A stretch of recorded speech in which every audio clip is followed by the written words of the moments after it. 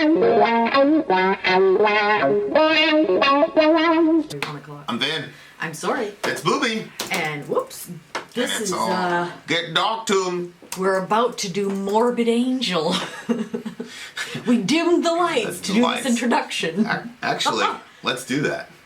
Leave it dark? Yeah, let's leave it dark. Okay. All right. Well, we're gonna do Morbid Angel in the dark. Yeah. All right. Do our introductions while I pull up the lyrics. Let's just do it on the phone. Okay. What's the name of the song again? Morbid Angel, God of Emptiness. Oh Lord. Woo! All right. So we got Morbid Angel, God of Emptiness. Okay, and we're gonna do it In the dark. in the dark. All right. You got your headphones? Yep. For timely topical political commentary, you can hit us up at Middle America with Vin and Sori. But for now, we are doing Essentials Week. We are. So essential bands from every genre with their essential songs. Yes, we've been told that. So that we can get credentialed as certified metalheads, ladies and gents. Prior to this, we weren't a real reaction channel, I guess. Too much light. Let there be darkness. Let me turn off this no. Oh, I know what to do. Go? I just turned the brightness all the way down. Well, this one. Goodbye. Goodbye. Okay, ready? Okay. So this is God of Emptiness, Morbid Angel. Let's go. Go.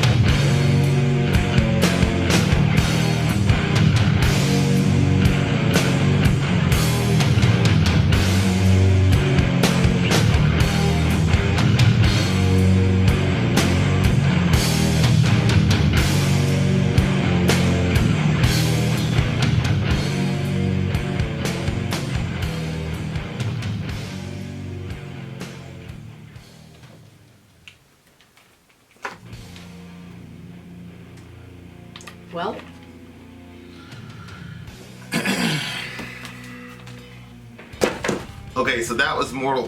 What are they? Are they a death metal band? Is it death metal, black metal? What type of metal is it? Where'd it go, babe? Here, Lego. Lego my ego. Lego my ego. Remember that? Yes, I remember that. What was it? It was right up here. Yeah, Morbid Angel. Death metal. Death metal. Okay. Okay, so what'd you think? I didn't like it. Why not?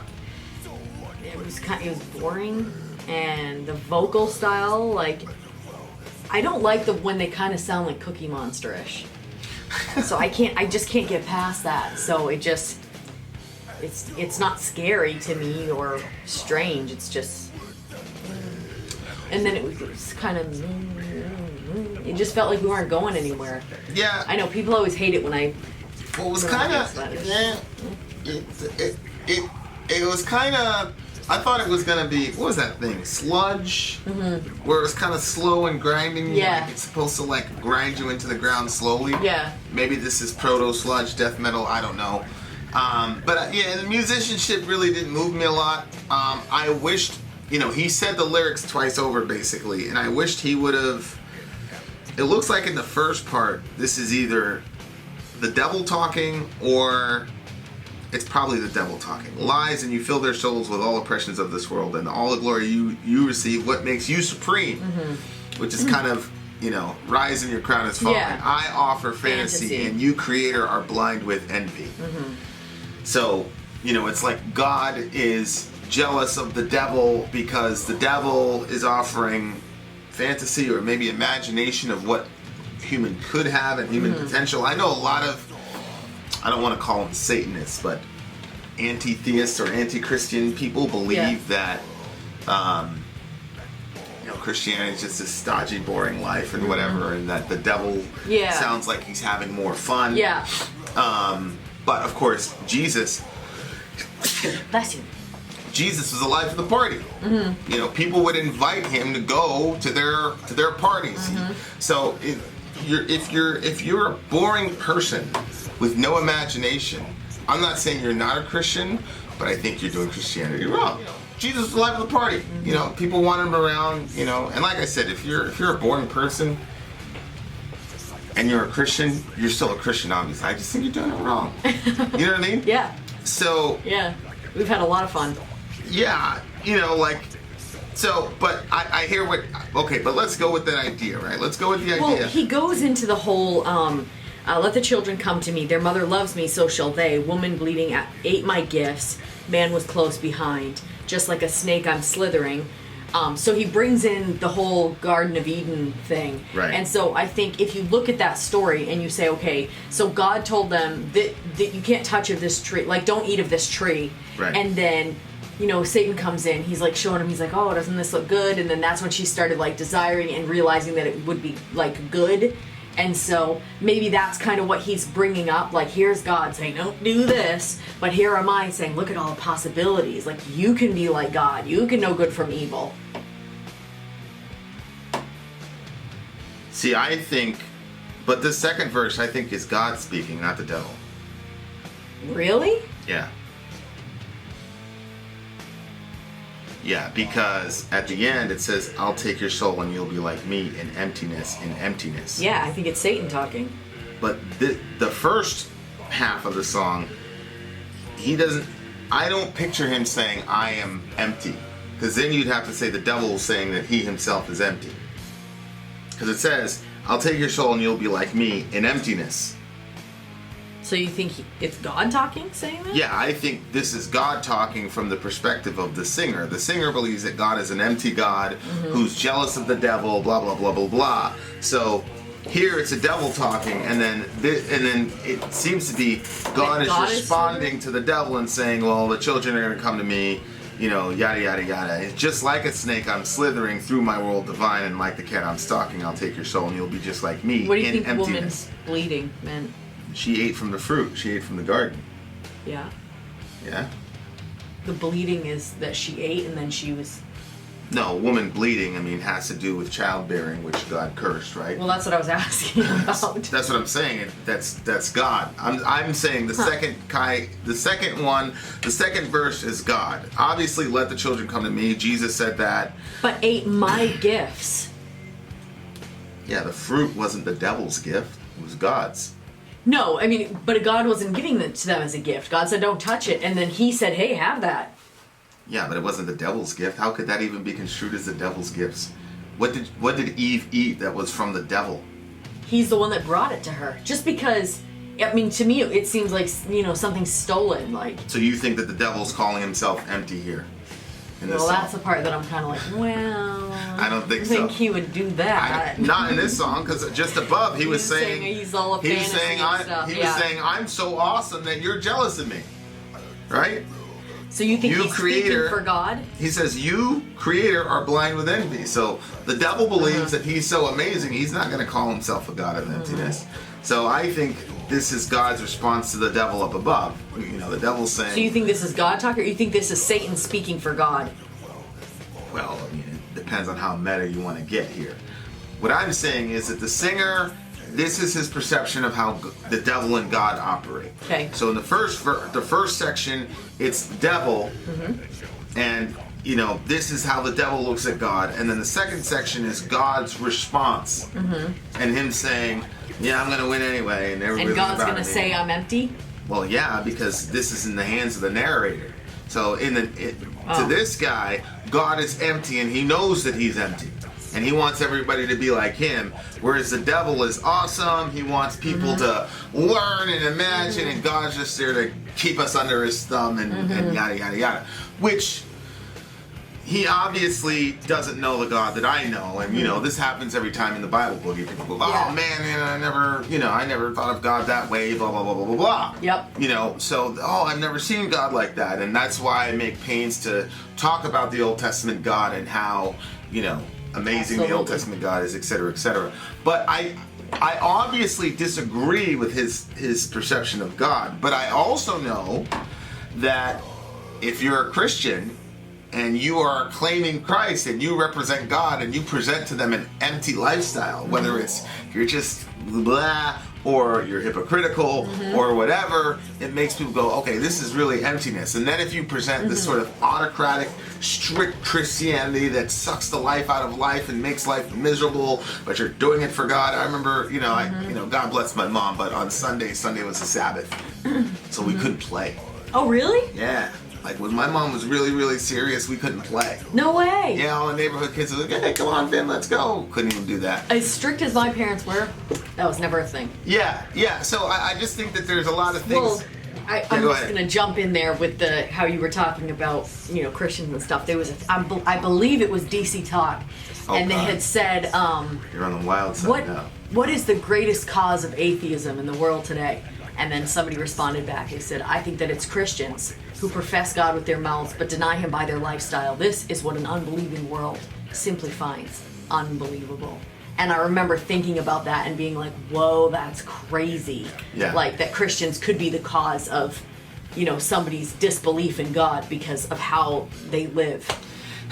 Yeah, I wouldn't want to characterize atheism as like the bubonic plague that you cause and catch. But yeah, I definitely see where you're coming from. I mean, there's a lot of reasons people are atheists, But I do think that... I mean, I heard that when I was like 15, and you gotta know, I don't really have a great memory for when you remember those lines. You still remembered that? Yeah, because I spent so much time thinking about it and not wanting to be the type of Christian that made it so that way somebody would say, I don't want anything to do with your God. Yeah.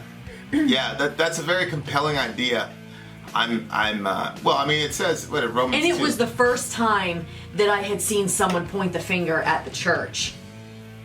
Oh, yeah. So that was a pretty big moment for me because I stopped and thought about it and I thought, that's probably true. It's funny because I asked you a few weeks ago, I was like, what do you think the greatest cause of atheism in the world today? Just because I want to see what you were going to say. What did I say?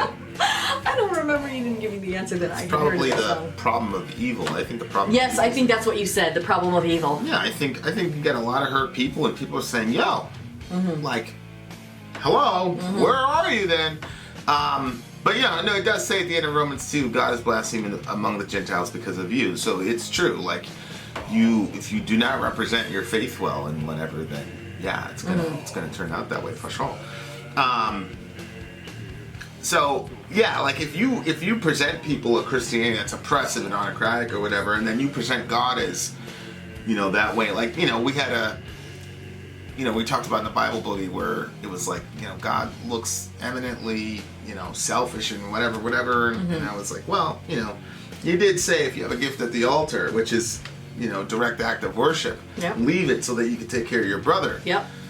So a more fully formed, holistic Christianity, I'm not saying would make people love God, but I do think it would disabuse them of certain notions of who God actually is. Yeah, yeah.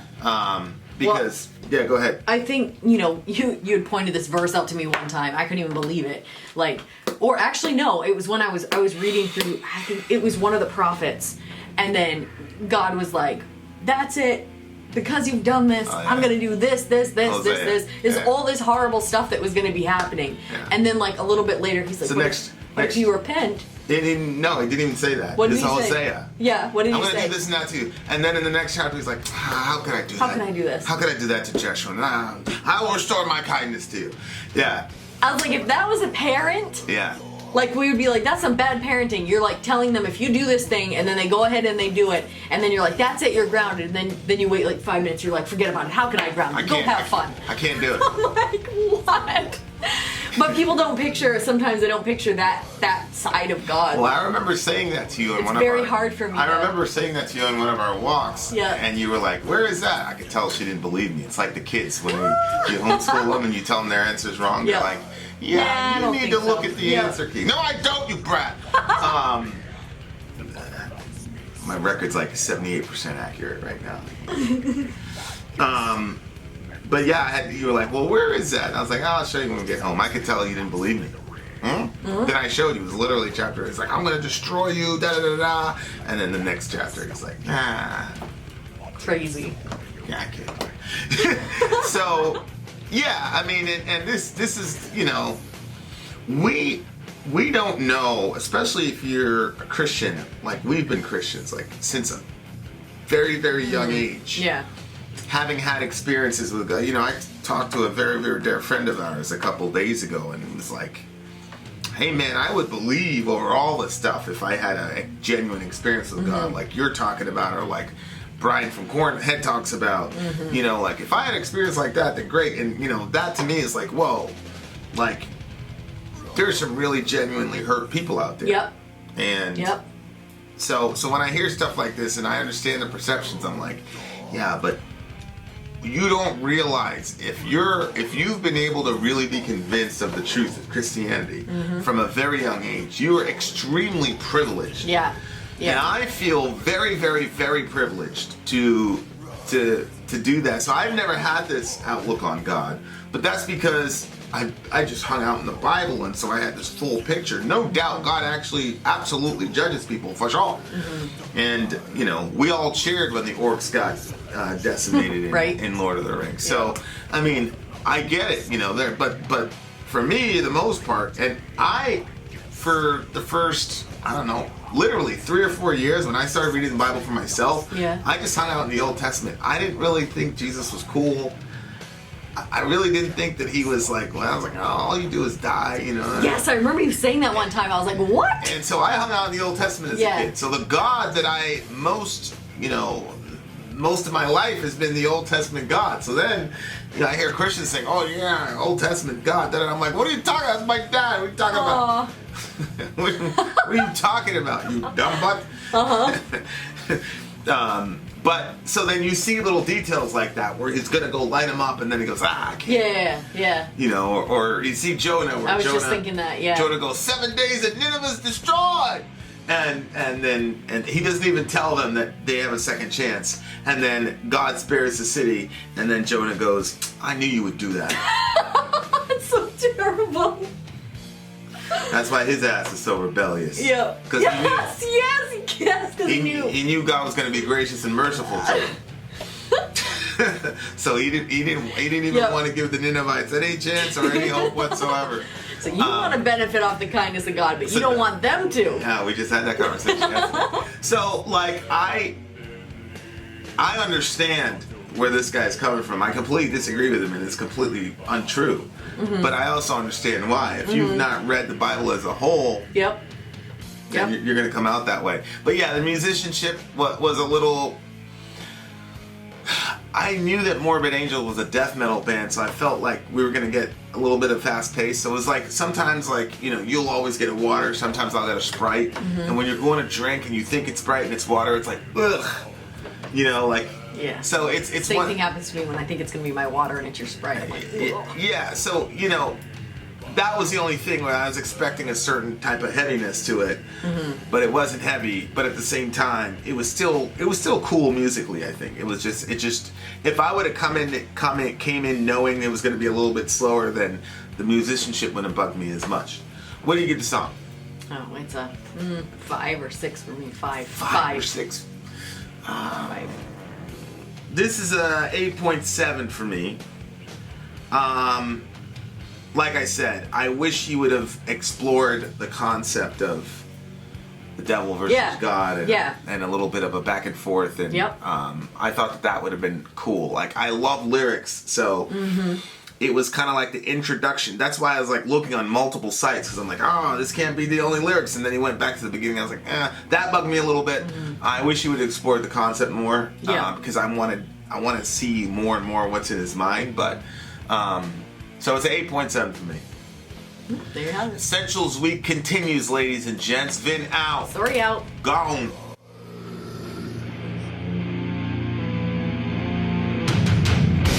I